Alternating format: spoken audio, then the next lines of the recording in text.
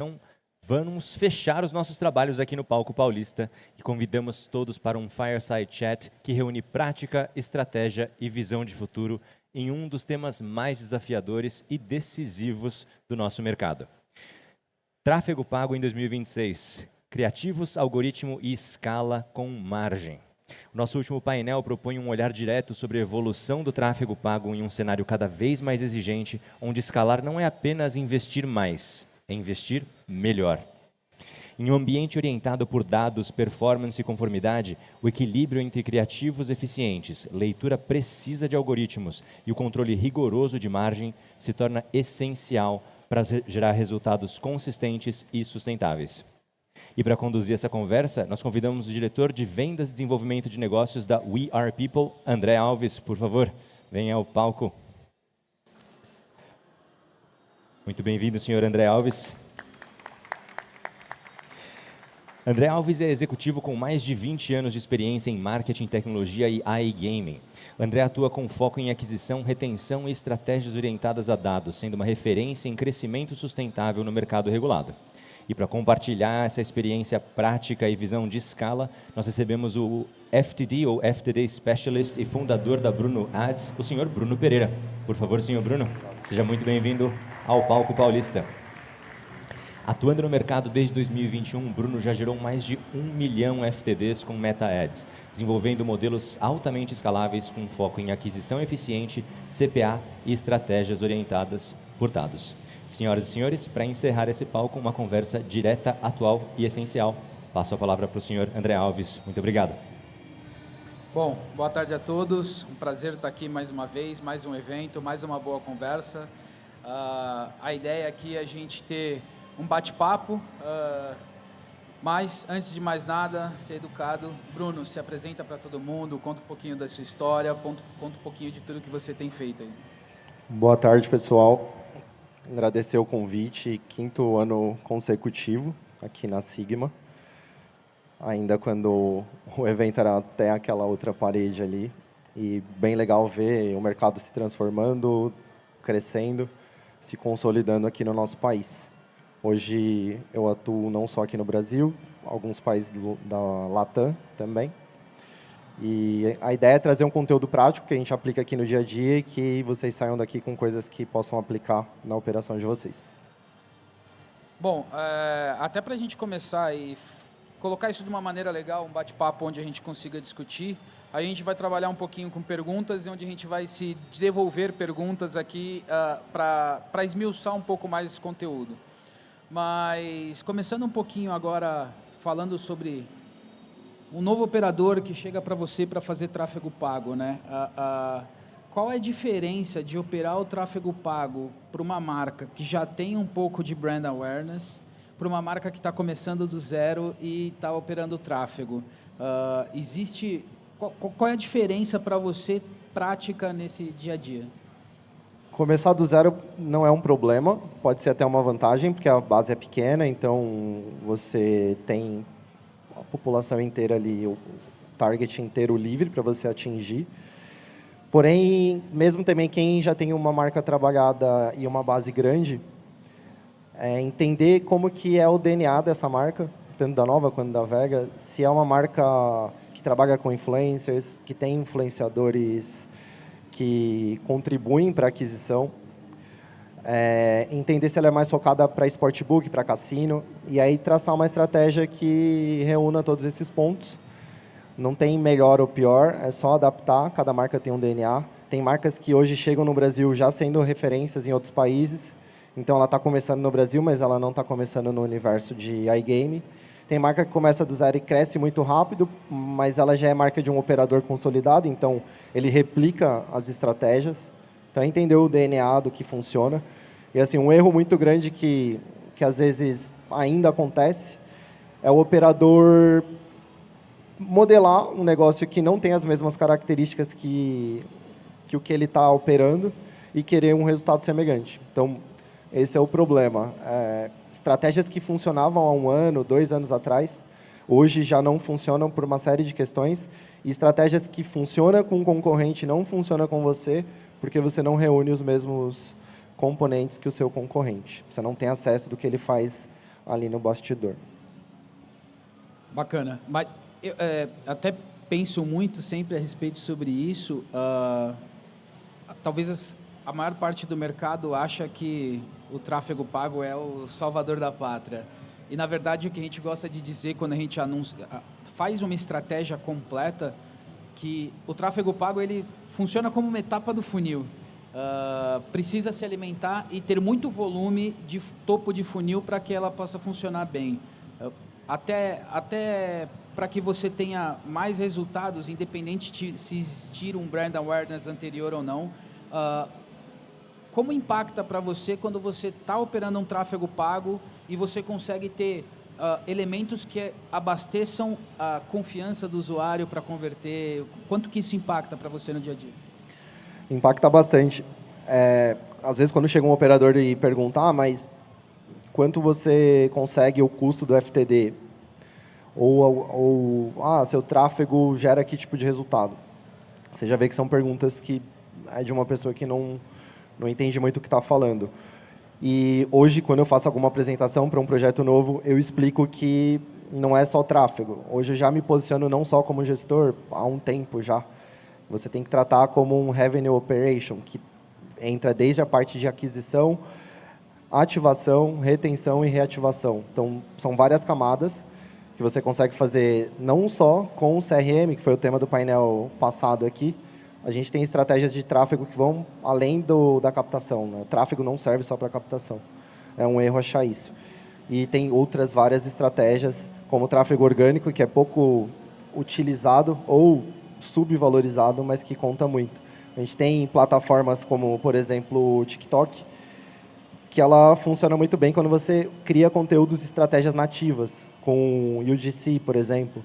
Então, às vezes você performa bem no Meta, não performa no TikTok, e não entende o porquê. Mas você faz a mesma estratégia no Meta, no TikTok, e tende a não funcionar. Até o número de criativos exigido no TikTok é maior do que no Meta, porque satura mais rápido. No TikTok você não consegue produzir conteúdo orgânico como no Meta. Então, em resumo, a resposta da sua pergunta, quando você não tem todo esse suporte, o tráfego sozinho, isoladamente, ele tem uma parcela muito pequena de importância. Até mesmo porque quando a gente analisa a estratégia de aquisição de uma operação, a maioria dos operadores eles têm essa questão de separar todas as etapas do funil. E, eventualmente, elas têm que ser fluidas, né? Elas têm que ser conectadas, elas têm que ser uma comunicação unificada. O que eu sempre gosto de falar quando a gente está tratando marketing, quando a gente está tratando aquisição, vale muito a pena você conectar suas etapas do funil, ou seja, esteja falando a mesma coisa porque você está atingindo a memória do usuário, que quando receber um tráfego pago, quando for atingido pelo tráfego pago, vai ter muito mais facilidade, muito mais tendência de converter do que se você só fizer repetição do mesmo anúncio, né? Agora, pulando para um outro assunto, Bruno, o quão é importante, quando você está criando uma estratégia, você olhar para tudo que está acontecendo de tráfego dos concorrentes, né? O quão importante é saber o que está acontecendo de criativo, de investimento ali do mercado para você posicionar a campanha do seu cliente. Cara, só um ponto atrás, quando você falou sobre estratégia unificada, a gente vê muito ainda um anúncio, por exemplo, prometendo R$20 para postar em esportes. Aí você se cadastra, até entrando já no assunto de você acompanhar o concorrente. Você se cadastra e a primeira comunicação que você recebe é sobre giros grátis. Então, se você não tem uma comunicação fluida e conectada com aquilo que você promete no início, você já tem uma quebra de expectativa no primeiro contato. E isso aí prejudica todo o restante do funil. Você já vai ter um FTD to lead mais baixo, uma retenção mais baixa, a própria qualidade do seu anúncio começa a cair, porque a continuação do funil é ruim.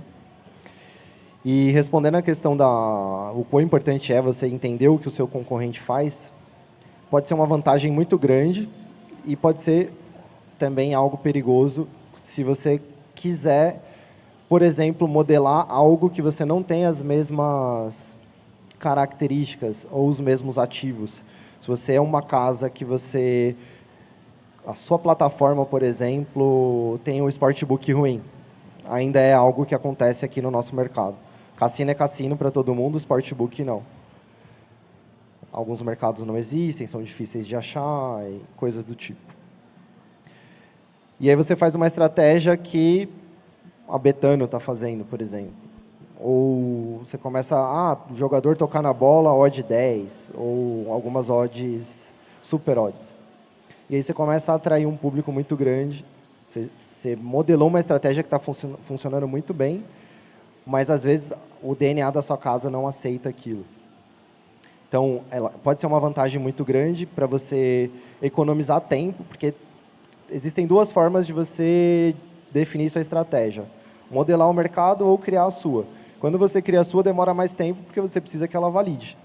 E modelar o mercado, você corre o risco de não ter as mesmas características ou, por algum motivo, alguns comportamentos que seu concorrente tem, você não tem.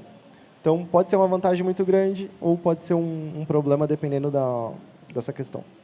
Mas, continuando ainda nessa questão, você acha mesmo que hoje se cria no mercado uma estratégia independente de olhar para qualquer outro concorrente? Porque, assim, raras as vezes que eu vejo uma estratégia do zero no mercado como o nosso. Se vê muito mais do mesmo, se vê muito repetição. Em que ponto que você acha que hoje a gente consegue olhar para uma estratégia, criar do zero, sem olhar, sem conhecer o que o concorrente está fazendo? Não necessariamente do zero.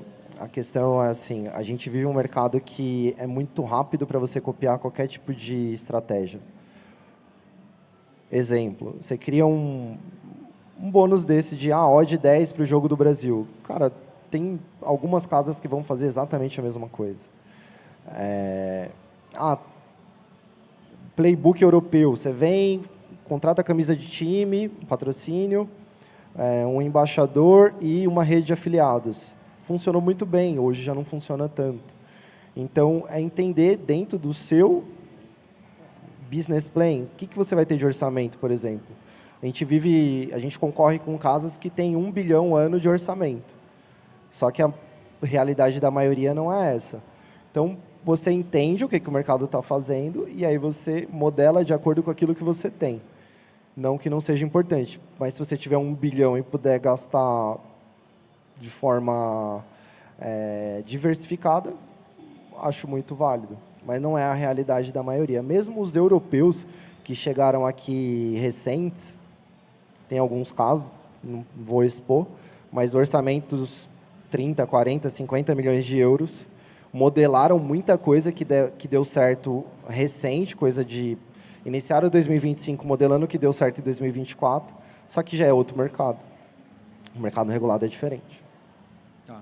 Bom, até agregando, eu acho que é extremamente importante para o nível de tomada de decisão de marketing, você conseguir saber o que está acontecendo. Até mesmo porque existem modelos mentais em que você pode entender gatilhos e formatos e sempre dá para aprender um pouco mais. Acho que quando a gente fala de modelagem, o mercado sempre tende a querer copiar. Eu acho que modelagem, o processo de modelagem é justamente você usar o conhecimento adquirido para criar algo num caminho. Agora, falando um pouquinho de plataforma, né? A gente estava falando um pouquinho sobre leitura de números e conversões. Qual a curacidade ou como é que você acha que está a questão de metrificação de resultados olhando só pelo gerenciador de campanhas? E o quanto isso pode distorcer numa leitura, numa otimização de campanha? Cara, bem interessante isso. A gente sofreu bastante, mas hoje atualmente não é mais um problema. Por exemplo, uma plataforma que eu tenho bastante contato, que é a Sporting Tech, ela refez toda a parte de data layer com todos os eventos que a gente precisa para poder ter uma discrepância pequena. Então, hoje gira ali a nossa assertividade em torno de 96%, 97%. Mas a gente nunca olha o gerenciador, a gente tem a coluna gerenciador e a coluna plataforma. E a gente aceita uma discrepância pequena. Se a discrepância está grande, aí a gente trabalha para poder otimizar isso. Mas APIs, server to server e um traqueamento bem feito resolveu bastante isso. Isso era um problema gigante há 2 anos atrás. Hoje está sanado, pelo menos nas operações que eu trabalho. Sim, mas a gente costuma dizer que é um problema de quase todo mundo quando começa a operar o tráfego, né? E aí, pensando nisso, e tem um trabalho de tecnologia muito grande, quanto que isso impacta numa otimização, assim? Quando você está ali ajustando, ajuste fino de campanha, um númerozinho errado, uma diferença errada, o quanto isso impacta no dia a dia? A campanha não otimiza. Então, porque assim, a plataforma, o gerenciador, Meta, TikTok, Google, você tem lá o valor da sua conversão. Se o traqueamento não está bem feito, vai chegar lá, por exemplo, 10 cadastros pelo Meta e na sua plataforma chegaram 5. Então, o resultado que você estava vendo lá no gerenciador, ele vai ser o dobro. Pior que isso, a plataforma vai otimizar baseado no resultado que está no gerenciador. Então, ela nunca vai otimizar correto. Ainda exige, eu enfrento esse problema em alguns mercados ainda que não oferecem ou não colocam o pixel, porque tem algumas restrições, ou o traqueamento é de uma equipe que ainda não está acostumada a rodar meta. Alguns países não têm esse costume, mas tem diminuído bastante. A própria ferramenta, por exemplo, a Smartico, ela consegue fazer um postback que você pega os eventos corretos, fidedignos mesmo, com assertividade próxima de 100, e a gente consegue rodar Meta, TikTok, Google, tranquilamente. Bacana.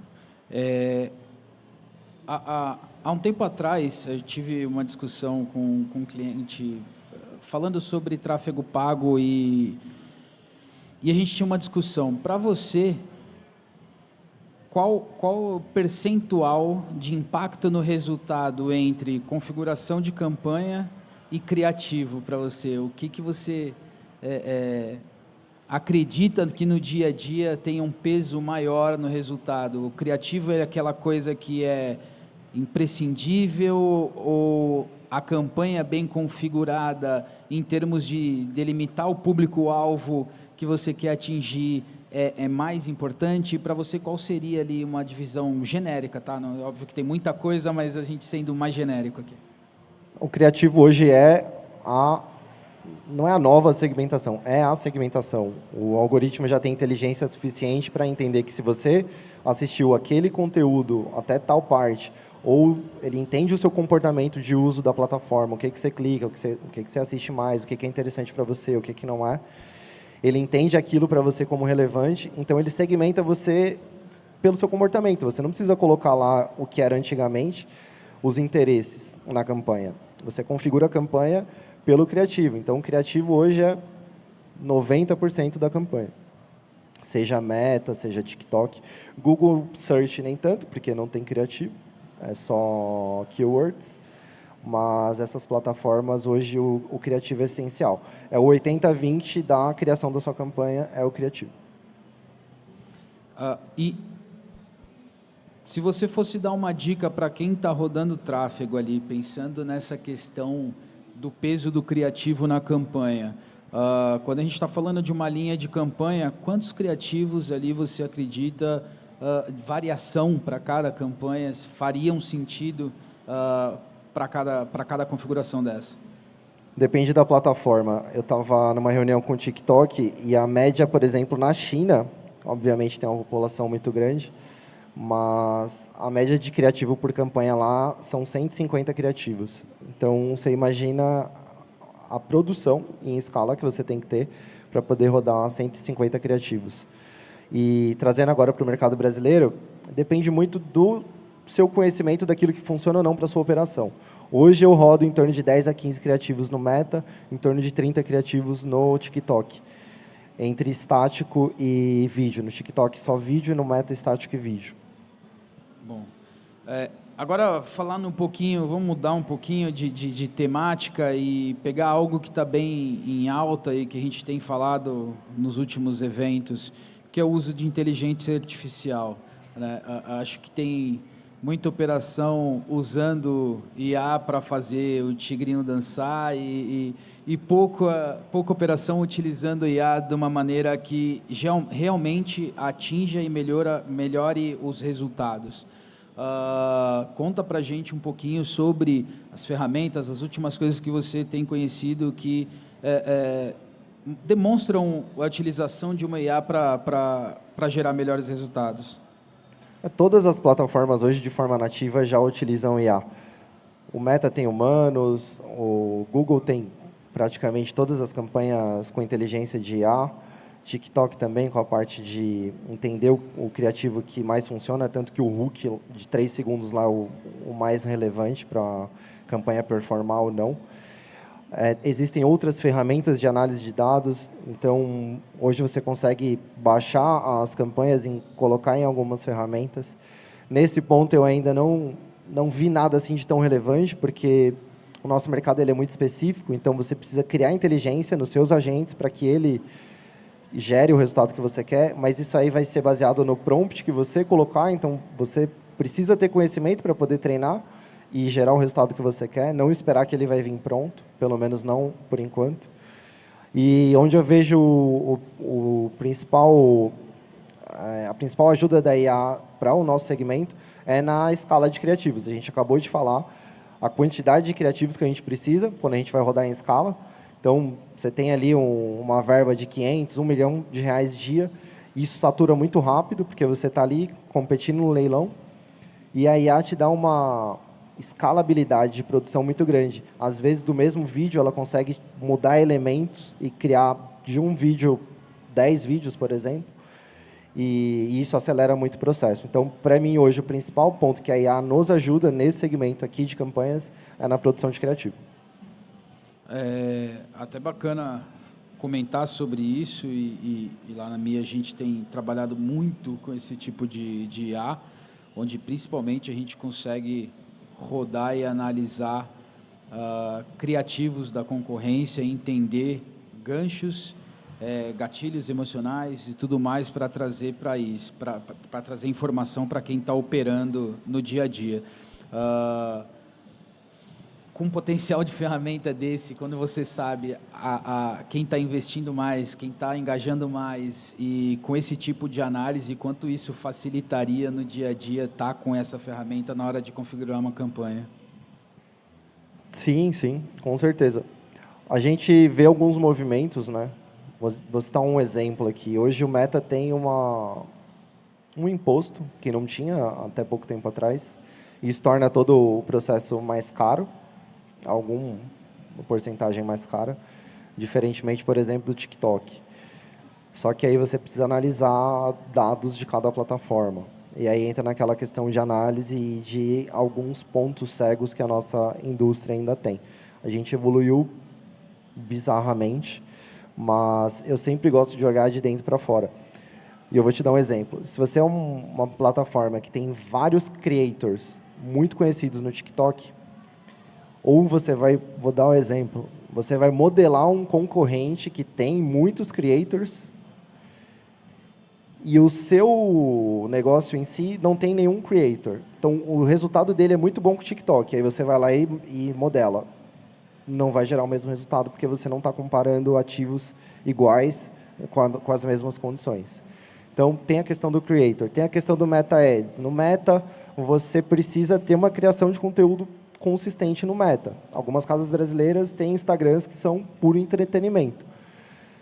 Isso funciona muito bem. Então, às vezes, você vai modelar e você não tem essa criação de conteúdo ou vários influencers fazendo collabs com o seu Instagram, por exemplo. E aí já não vai funcionar igual. O Google. Você vai modelar uma casa que investe rios de dinheiro no Google. O CPA médio do Google, de FTD, R$300. Aí você fala, pô, é caro. Você não sabe se é caro ou barato se você não tem a continuação da análise. Mas o que faz muito funcionar o Google? Search.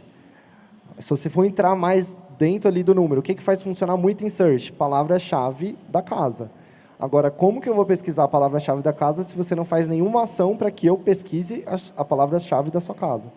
E aí você vai lá e modela. E aí você vai brigar por palavras-chave no mercado que todo mundo paga horrores, que o leilão é absurdamente caro.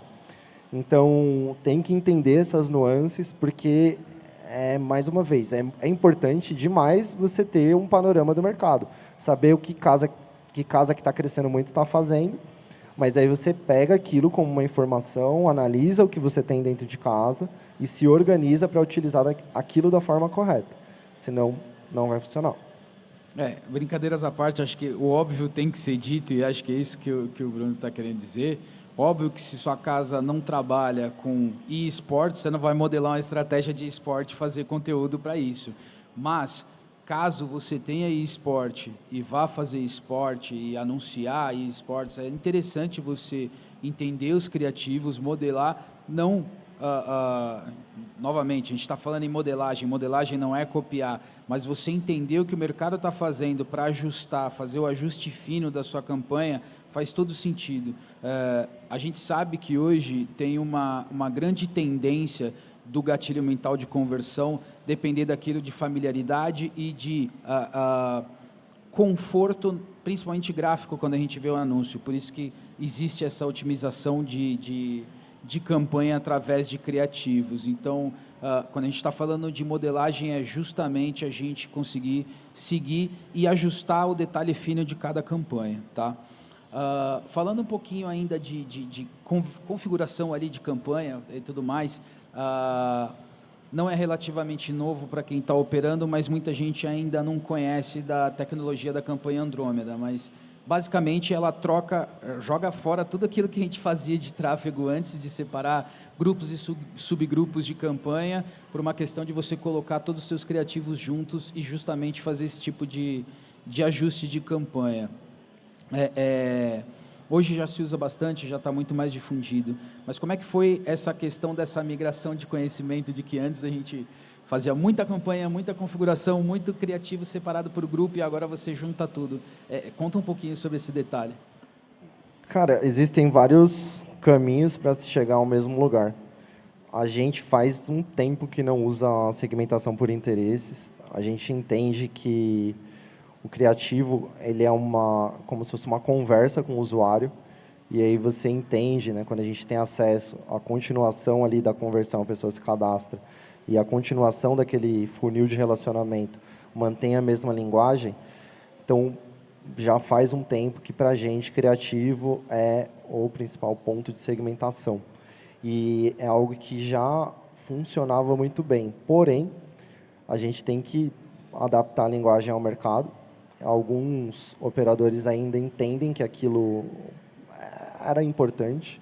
Então, a gente acaba provando com números. A gente mostra o resultado, rodando uma campanha aberta, o que era aberto antes, né, sem interesse nenhum, principalmente para um mercado igual ao nosso, que é um mercado maior de 18, teoricamente é alvo, então pode ser nosso cliente. A gente não fazia uma segmentação tão justa assim. Então, para a gente, na prática, mudou pouca coisa.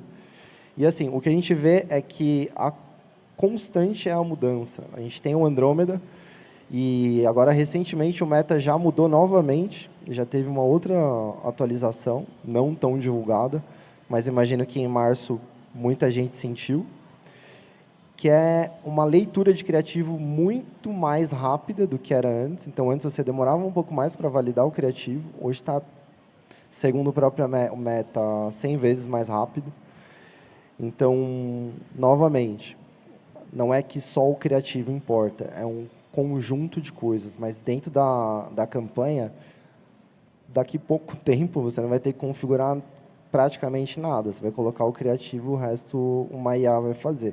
Ela vai te perguntar o que você quer fazer e aí ela vai configurar o resto.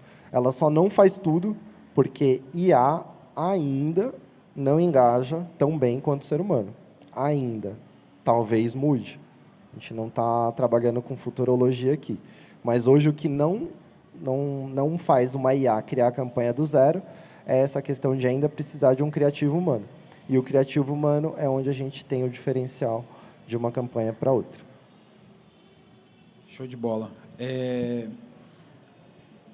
Hoje, na questão de exploração do mercado ali de tráfego pago, principalmente de palavras-chave, a gente sabe que é bem comum a utilização de palavras-chave da casa concorrente e tudo mais. Você mesmo comentou em uma das respostas de que a gente usa a palavra-chave da própria casa, mas não existe nada feito para que as pessoas queiram pesquisar aquela casa. Eu acho que isso volta naquela das primeiras perguntas no topo de funil, né? E aí eu queria que a gente esmiuçasse um pouquinho mais ali. Uma casa que está começando, um tráfego novo, uma operação nova, como é que ela consegue gerar essa curiosidade das pessoas pesquisarem aquele nome daquela casa e como é que isso impacta no dia a dia na configuração de campanha? Cara, aí tem que utilizar estratégias acessórias. E é um problema que a gente vê. Por exemplo, você patrocina um clube grande, e aí sua palavra-chave explode de busca.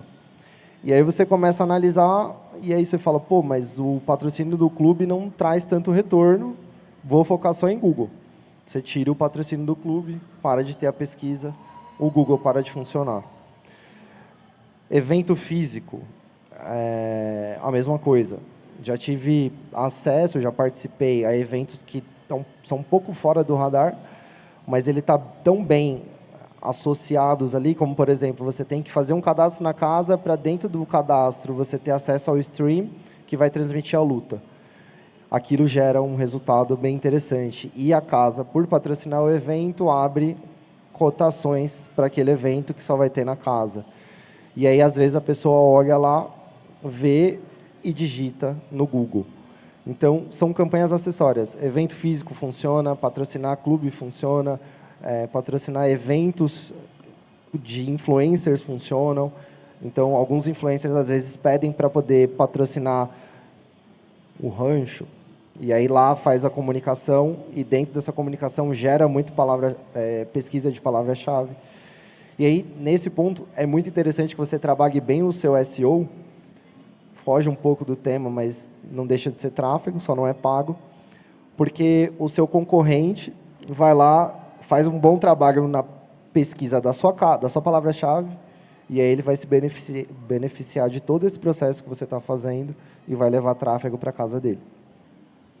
Acho que o que a gente está falando vai muito de encontro que a gente estava conversando no começo, de que as estratégias, quando a gente fala principalmente de tráfego pago, ela não é uma estratégia independente, ela não é uma bala de prata para você usar para converter e falar, eu estou investindo para ter FTD. O que vale entender é que o topo de funil que você faz, ou todas as ações de marketing above the line que vão encher o seu funil, vão ser direcionadas para as estratégias de fundo de funil. Então, é extremamente importante não olhar o tráfego pago, e o que acontece em muita operação até hoje, de não olhar para uma operação de tráfego pago que vai trazer os FTDs, que não é um caça-níquel de FTD, né? Bom, a gente está chegando aqui no final. Antes da gente começar para as considerações finais, acho que abrir para a pergunta do público. Alguém tem alguma pergunta?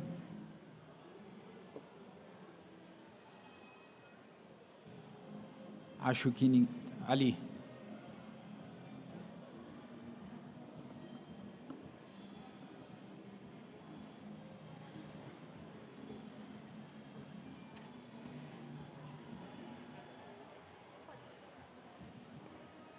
Boa tarde, tudo bem? Eu me chamo Júlio Melo, sou CRM na VideBet e eu tenho uma dúvida com vocês sobre qual o melhor tipo de criativo quando você está pensando em um jogador que tem LTV. O que você promove como atribuição de valor quando você pensa em ter um jogador saudável hoje no tráfego? Vou dividir em algumas partes. Primeiro, vídeo ou imagem. Depende do que você quer comunicar. Se é para aquisição, geralmente vídeo é melhor, porque vídeo tem mais elementos que imagem, você consegue comunicar mais coisa. Hoje você tem um mercado já consolidado. Então, você precisa explicar a oferta que você está fazendo. Com a imagem, você, a um primeiro olhar, vai ter um custo menor. Mas só que você não traz um usuário tão qualificado do ponto de vista do que está sendo proposto do que com o vídeo. Com o vídeo você tem mais elementos. Você consegue, por exemplo, alguém conhecido daquela pessoa, e aí você já ganha a atenção dela mais fácil, mostrando e explicando, às vezes, numa tela, o que está sendo proposto. Então, é entender. Porém, às vezes, você só quer mostrar uma odd, super odd, para um jogo do Brasil, que a odd era 2 e você está colocando 10, ou um jogador para tocar na bola, uma imagem já vai explicar tudo o que você precisa e já vai dar um resultado muito melhor. Porque algumas pessoas, uma porcentagem grande de pessoas, não tem uma internet ainda tão bem em relação à velocidade, tão boa igual em relação à velocidade. E aí a imagem vai carregar mais rápido. Às vezes o vídeo vai demorar, vai travar, e isso você perde o usuário. Complementando, eu acho que você não vai conseguir ter uma resposta mágica para isso, uma única forma. Eu acho que você vai ter que direcionar comunicações. Então, você vai ter aquela comunicação de vídeo para um perfil de cliente com LTV maior, fazendo um conteúdo, sei lá, de live cassino, onde você sabe que o ticket do jogador é maior. Você vai ter uma segunda campanha de odds, de super odds, onde você sabe que você vai chamar aquele perfil de ticket mais baixo. Então, acho que você vai ter que, para chegar numa resposta completa para você, é um empilhamento de campanhas e estratégias para você chegar nesse resultado. Não tem muito uma coisa que vai resolver a todos os públicos. Até mesmo porque os próprios jogadores que estão dentro da sua casa, eles se dividem em vários tipos. Então, também vai ter que ser feito vários tipos de comunicação. Alguém mais? Alguma pergunta?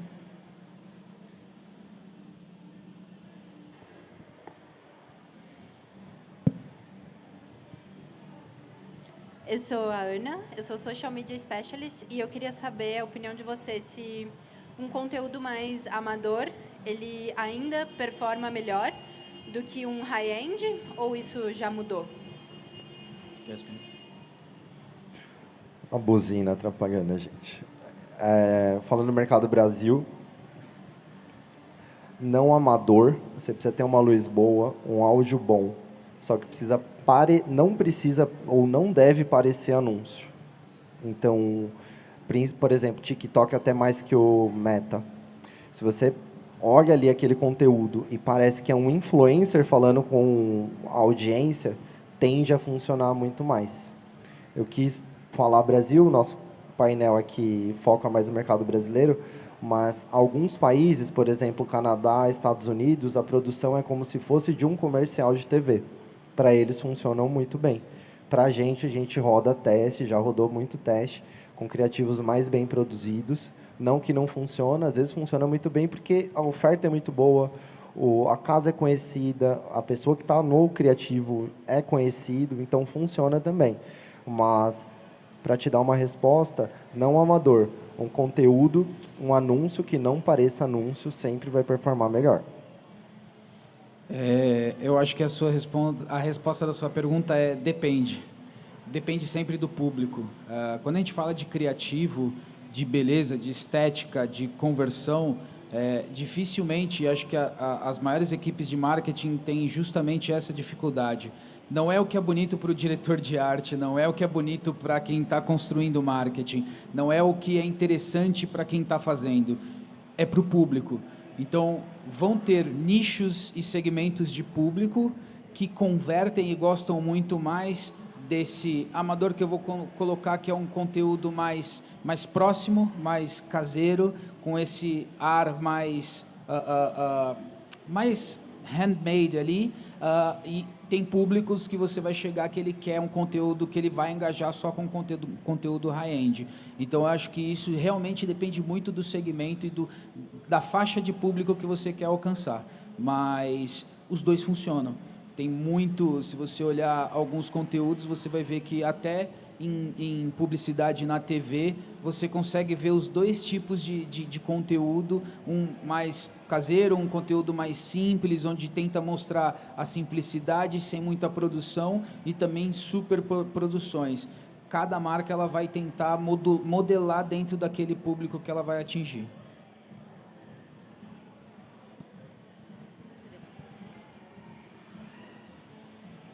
Boa tarde, pessoal, tudo bem? Sou Rafael, sou responsável pelo tráfego da Bet da Sorte. E aí, pensando em campanhas acessórias, campanhas mais de topo de funil, eu queria entender mais como que a gente defende o valor dessas campanhas, principalmente para gerar demanda. Vocês falaram na busca de palavras-chave, enfim. Eu acho que a pergunta é, como que eu mostro o valor para as pessoas que tomam a decisão do investimento, para as campanhas que não são, de fato, campanhas de conversão, campanhas de alcance, campanhas que trazem uma incrementabilidade, enfim. Como é que eu mostro o valor desse tipo de campanha, não só campanhas de conversão? Aí vai ter que definir a linha editorial da sua casa. Eu gosto de definir em alguns tópicos. Então, você pode trabalhar humor, você pode trabalhar a parte informacional, você pode trabalhar um pouco de ganância, não prometendo ganho, mas você vai mostrar um ganho. Então, se você mostra um ganho, a pessoa entende que ela é possível também ganhar. E aí você vai criar um público dessa base que você, quando você fizer esse tipo de campanha, e aí depois você desce o funil. No final do dia, o quanto que você gastou versus o quanto que você gerou de resultado. Se você analisar só o que você gastou da campanha de conversão, é uma forma errada. Pega o total e vê o que aquilo gerou de resultado. Antes, vamos supor que você não fizesse essa estratégia antes, você ia ter um custo. A partir dessa estratégia, esse custo tem que ser menor, para entender se ela foi válida ou não. Se eu entendi bem sua pergunta, é provar dentro, quando você está configurando suas campanhas, até para a tua equipe, o poder dessa campanha de conhecimento antes do fundo do funil, é mais ou menos isso, né? Cara, existe uma estratégia que a gente usa muito, que é dividir funis e comparar funis. Então, acho que dentro de uma estrutura de gestão de marketing, quando você quer mostrar que um funil está funcionando mais que o outro, tenta separar. E talvez separar por nicho, tá? Então, sei lá, eu vou separar o funil de esporte e do funil de cassino. E vou mostrar que o funil de esporte eu vou reforçar um pouco mais de campanha 70-30 em topo de funil, 30 fundo de funil. Mostra o resultado sobre isso. Do outro lado, você faz o funil convencional, só fundo de funil que todo mundo espera. E tenta mostrar o nível de conversão que você chega, tá? Às vezes as comparações não vão ser lineares, mas talvez separar funil, talvez por tipo de público, não pelo produto, também te ajude a comprovar internamente a importância de você fazer investimento em topo de funil. É complexa, eu sei que a pergunta é justamente, imagino, de uma frustração interna de mostrar o poder disso, mas não existe uma outra forma a não ser tentar separar funis. Bom, acho que a gente tem uns minutinhos finais para consideração, vou deixar você aberto para fazer as considerações finais e eu encerro. Agradecer, terceiro dia de evento, então quem está aqui é porque queria muito estar aqui, então agradeço o tempo de vocês, espero ter contribuído.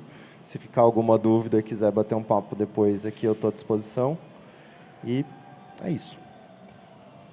Bom, gostaria realmente, é o que o Bruno falou, essa hora, com fome, terceiro dia cansado, quem está aqui, ou só veio no último dia, mas quem está aqui todos os dias, está aqui, é uma honra tá batendo esse papo sobre marketing.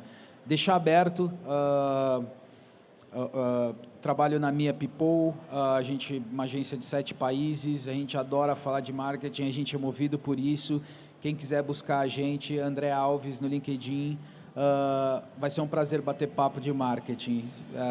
Obrigado pela presença de vocês.